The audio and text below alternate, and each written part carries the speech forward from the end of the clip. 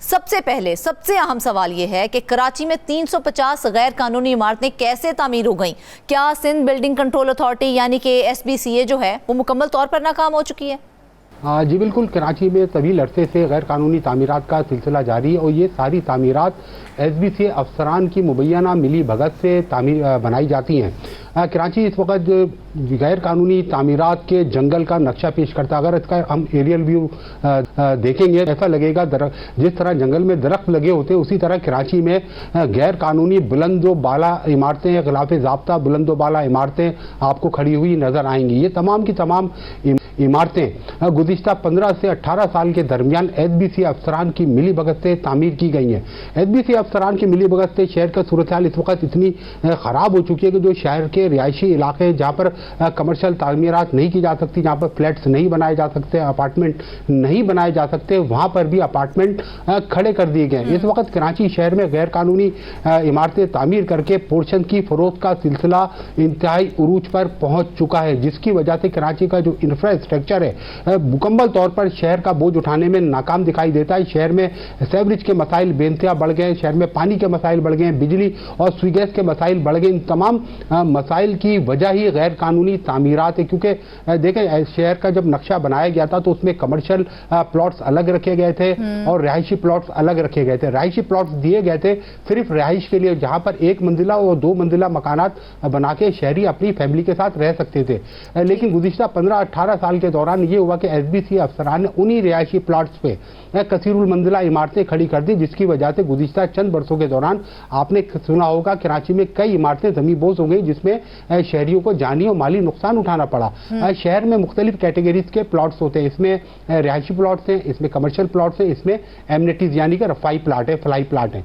रफाई plots के ऊपर कोई कमर्शियल तामीरात नहीं हो सकती और रिहायशी प्लाट पे भी कोई कमर्शियल तामीरात नहीं हो सकती। कमर्शियल तामीरात सिर्फ जो कमर्शियल प्लॉट्स हैं उन पर ही होती है। लेकिन हुआ ये कि एक शहर में जो 80, 120 गज, 60 गज, 90 गज, 400 गज के जो प्लॉट थे, 600 गज के जो रिहायशी प्लॉट थे, उनको तोड़ा गया। उन पर तोड़ने के बाद वहां पर चंद जाली मौका परस्त बिल्डर्स ने SBCA अफसरान के साथ मिली भगत की। उनको मुबैना तौर पर लाखों रुपए माहाना फी फ्लोर रिश्वत दी गई। उस रिश्वत देने के बाद न्यू कराची से लेके सरजानी टाउन से लेके टावर तक और मलीर से लेके टावर तक आपको जाबजा गैर कानूनी इमारतें नजर आएंगी जो रिहायशी प्लाट्स पे बनाई गई है और उनमें प्लाट बना के पोर्शन किए गए, पोर्शन करके बेच दिए गए, जिसकी शिकायत मुसलसल गुज़िश्ता 15-20 साल से की जा रही है। लेकिन उस पर ताहाल किसी किस्म की कोई आज तक बड़ी कार्रवाई देखने में नहीं आई, जिसका फायदा उठा के फरीद, ये मामला सामने आने के बाद नैब ने 2 साबिक डायरेक्टर जनरल के दौर में होने वाली तामीरात पर तहकीकात शुरू की हैं, तो उनके खिलाफ अमली कार्रवाई कब होगी आखिर?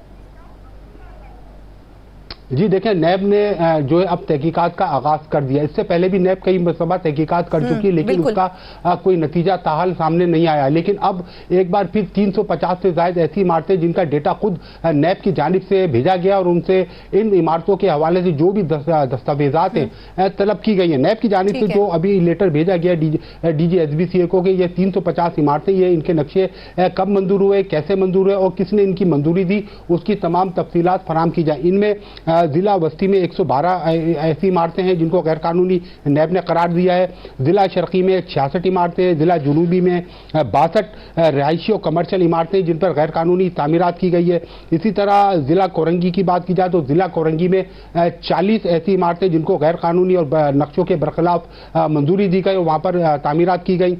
और जिला जुनूबी में 37 इमारतें, जिला मलीर में 29 इमारतें।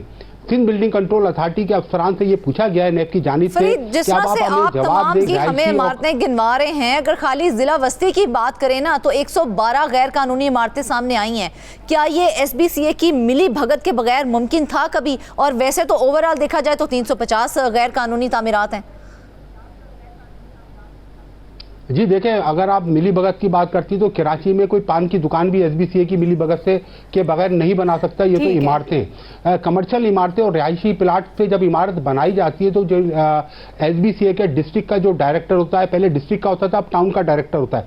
जो टाउन की इंतजामिया होती है, जो SBCA के अफसरान टाउन में तैनात है, जो उनके अफसरान है, उनसे पूरा पैकेज डील किया जाता है कि ये 80 गज का प्लॉट है, इसके ऊपर हम 4 मंजिल इमारत बनाएंगे और फी फ्लोर आपको इतने पैसे दिए जाएंगे। चाहिए, वो पैकेज डील होता है, वो पैकेज माफिया एक बीच में मुलविस होती है, वो तमाम जो एसबीसीए के अफसरान और जो ठेकेदार ये बिल्डिंग बना रहा है इसके दरमियान मामला तय करती है। पहले ये मामला भारी बार से होते थे, लेकिन गुज़िश्ता 5-7 साल से एक सिस्टम है गैर कानूनी तामीरात का, जिसने मुकम्मल तौर पर एसबीसीए के पे कब्जा कर लिया। उसके इंतजामी उमूर भी वही सिस्टम चला रहा है, उनके तामीराती उमूर भी वही चला रहा है, हत्ता कि कौन सा अफसर किस डिस्ट्रिक्ट में तैनात होगा ये फैसला भी अब सिस्टम करता है। अच्छा। किस इमारत से के फ्लोरिंग पर कितने पैसे लिए जाएंगे ये मामला भी अब सिस्टम तय करता है। और सिस्टम के अंदर ये तमाम के तमाम जो एसबीसीए के अफसरान हैं ये शामिल हैं अपने अपने डिस्ट्रिक्ट के अंदर। अभी आपको मैंने बताया था कि 112 इमारतें जिला बस्ती में,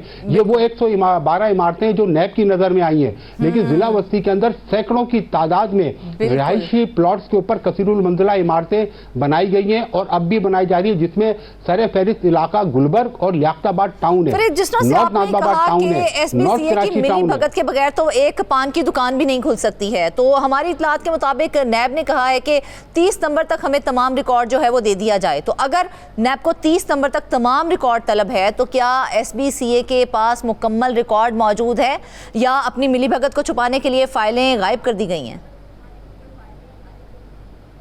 देखिए, रिकॉर्ड तो सारा इनके पास मौजूद होता है। गैर कानूनी तामीरात जब की जाती है, जो उसके नक्शे पास हुए होते हैं, जैसे कोई 80 गज का प्लॉट है या 120 गज का प्लॉट है, तो कानूनी तौर पे उस पर ग्राउंड +1 बन सकता है, उसका रिकॉर्ड तो इनके पास होता है। लेकिन जब जमीन पे वो इमारत बनती है तो ग्राउंड +6 बन जाती है, जो 4 फ्लोर ऊपर इजाफी डालेगा उसका रिकॉर्ड तो होता ही नहीं। लेकिन जब वो नैब ने अपनी रेकी की है, वहां पर जो उनके तरीकेकार होता है उस तरीकेकार से उन्होंने 350 इमारतें ढूंढी हैं। जिला बस्ती में कम अज कम इस वक्त भी जो जेर तामीर इमारतें वो भी 200 से ज्यादा हैं। रिहायशी प्लाट हो या रफाई प्लाट हो, उस पर शादी हाल भी बनाए जा रहे हैं, फैक्ट्रियां भी बनाई जा रही है, कमर्शियल काम भी किए जा रहे हैं। आप काम नहीं कर सकते।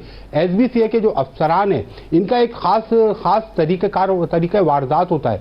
देखिए, आप जब मकान खड़े, कोई शरीफ शहरी अपना मकान बनाने जाता है तो वो जब नक्शा पास करवाता है वन विंडो से जाके, वो नक्शा पास करके जब वो मकान की तामीरात शुरू करता है तो इनका बिल्डिंग इंस्पेक्टर आके वहां मुआयना करता है, उसके बाद वो अपनी रिपोर्ट बनाता है। इसी तरह जब इमारत तकमील पर पहुंच जाती है तो उसके लिए कंप्लीशन सर्टिफिकेट लेना होता है, तो भी एसबीसीए के अफसरान आते हैं, उसको मुआयना करते हैं, वक्तन फवक्तन मुआयना करते रहते हैं। लेकिन जब गैर कानूनी तामीरात शुरू की जाती है तो उससे पहले एक पैकेज माफिया जो है इसका डील करती है।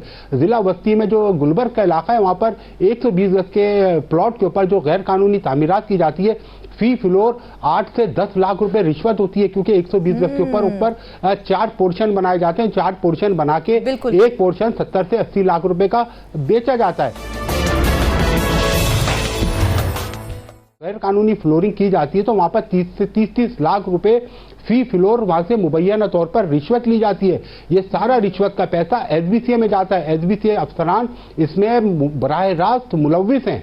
अगर जो ठेकेदार इनको पैसे नहीं देता है, जो शरीफ शहरी अपना मकान नक्शा पास करवा के बनाता है, अगर वो गलती से भी एक दीवार खड़ी कर ले तो एसबीसीए का अमला वहां पर आके पूरा मकान तोड़ देता है। लेकिन यहाँ पर पूरी 6-6, 8-8 मंजिला इमारतें खड़ी हो जाती है, एसबीसीए के अफसरान को नजर नहीं आती। पहले तो ये इमारत बनवाते हैं, लेकिन जब तहकीकात शुरू होती है आपने हमें बताया कि 350 तो ये वो इमारतें हैं ना जो सामने आ चुकी हैं, इसके अलावा तो बेशुमार हैं, उनकी तो तादाद ही हमें नहीं पता है। लेकिन ये इमारतें गैर कानूनी जो हैं 350 जो सामने आ चुकी हैं, इन इमारतों में कितने लोग रिहाइश पजीर हैं और अगर इन्हें गिरा दिया जाए तो उन मुतासरीन का क्या होगा और कितने लोग मुतासिर होंगे इससे? जी, मसला यही है कि जिस कानून ये कहता है कि जिस मकान में आबादी हो गई है, जिसमें रिहाइश पजीर लोग हैं, वो मकान आप तोड़ नहीं सकते।